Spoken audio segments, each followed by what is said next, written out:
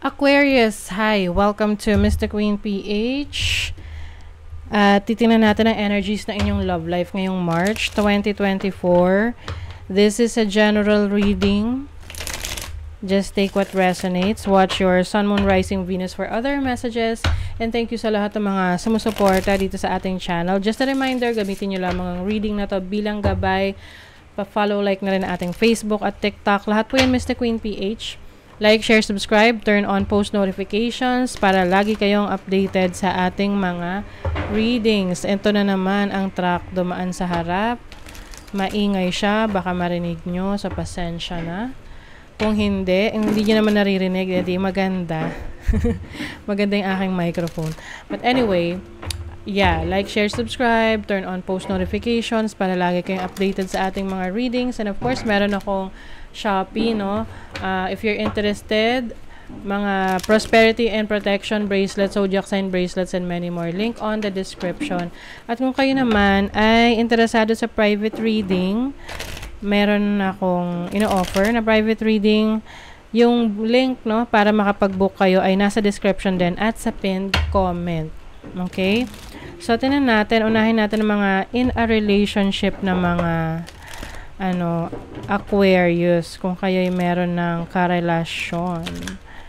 So, anong energies for your relationship ngayong March?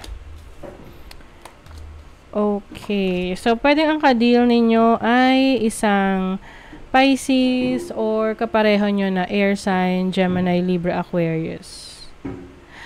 Meron dito na pwede ang karelasyon mo is masyado siyang strict, masyado siyang, yung may pagka-cold, hindi siya ganun ka-expressive sa feelings niya.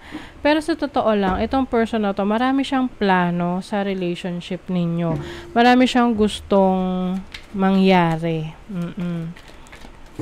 So, yung iba sa inyo, pwedeng long distance relationship to. But I feel like, meron dito na nagdadalawang isip sa relationship na parang, ano kaya? Ba't ganito siya? Hindi siya masyadong expressive sa feelings.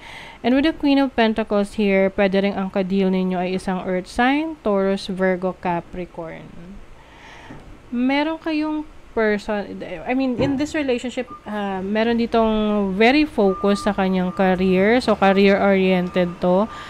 Na pwedeng masyado kayong parehong busy sa mga ginagawa ninyo. Kaya may mga pagkakataon na wala kayong oras para sa isa't isa. Yan ang mahirap sa relationship. Pag wala na kayong oras sa isa't isa, so paano pa mag-grow, no, yung connection ninyo? So, kailangan dito is communication, more effort, no?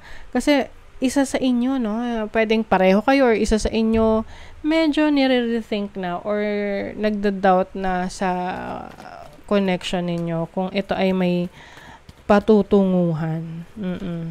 Lalo na kung meron ditong long distance relationship. Okay. Oo, kulang kayo sa enjoyment. Ayan, oh, kulang na kulang. Alam nyo, kung feeling nyo parang nagkakalabuan, ganyan, kailangan nyo lang magsama talaga. Kailangan nyo lang ibalik yung spark ninyo. Pwedeng, go out, have fun, na para kayong mga bata. Meron kayong mga activities na kailangan gawin na mag-enjoy kayo together. Hindi lang sa sexual, connections, no? But also, yung mga fun activities. Pumunta kayo sa, mamundok kayo together, no? You will have to enjoy yung experience na yon together. Kasi yun yung magbo-boost ng inyong connection. Tapos, marami pa kayong matutuklasan sa isa't isa. 'Di ba? Oo, hindi lang nasa apat na sulok ng bahay. 'Di ba? Ang relationship. You also need to go out there, go on an adventure together, give some time, ayan, kailangan ng affection. Importante rito kung ang karelasyon ninyo is mahilig sa yung very touchy, no? Or tipong ang love language niya is yung hugs and kisses and very physical, no? One-sided. Siguro yung iba sa inyo rito, isa lang yung mas nag-e-effort sa relationship. Receiving what you need. So, pwede rin na meron ditong gagawa ng effort sa connection ninyo. Pwedeng ikaw or the person that you're dealing with para mag-work out to. Oo, para kasing nananamlay. Yung nakikita ko dyan. Medyo nananamlay lang. Kailangan lang to kumbaga sa sasakyan, ipa-detail, ipa-change oil. Sasakyan talaga. Yun kasi kailangan ko ngayon. Ipa-change oil din sa sasakyan. Or magpa-full tank, no? Para may gasolina kayo sa adventures nyo.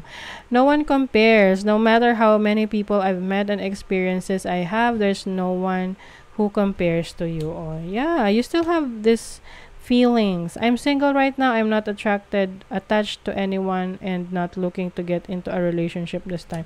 Bakit may single dyan? Big egos would lead this relationship to a darker place. Yeah, ito na yung sinasabi ko sa inyo na pwedeng, merong pareho kayong mataas ang pride na ayaw yung parehong mag-take ng effort, na hindi kayo ang mag-e-effort na, i-extend yung hand ninyo to persuade the person, na suyuin yung other person. Meron kasi ritong gusto niya ma-experience na kahit in a relationship siya, parang may freedom, no? Itong pagiging single. Kind of weird lang bakit meron ditong single energy.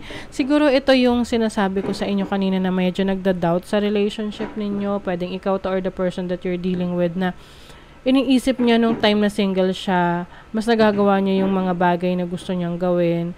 Kasi minsan pag nasa relationship ka, kailangan magpapaalam ka or kailangan is payagan ka sa mga gusto mong gawin. Lalo na kung ayaw niyang gawin yung gusto mong gawin. Yung tipong gusto mong mag-bungee jumping pero yung person mo ayaw. So, kung gusto mo yun, di ba, kailangan magpaalam ka, kailangan pumayag, or pareho ninyong gagawin. You get what I mean? So, yeah, medyo challenging sa ngayon kasi meron ditong isang tao na nire-rethink na yung relationship kung ito ba worth it pa na ipaglaban. So, kung sa tingin mo magiging very happy ka for the both of you, mag-effort ka na rin, no? Extend mo na yung effort mo na yan for the relationship. So, let's see naman yung mga single. Okay, tingnan natin yung mga single na Aquarius. Energies ng mga single na Aquarius sa kanilang love life. What's up? Okay.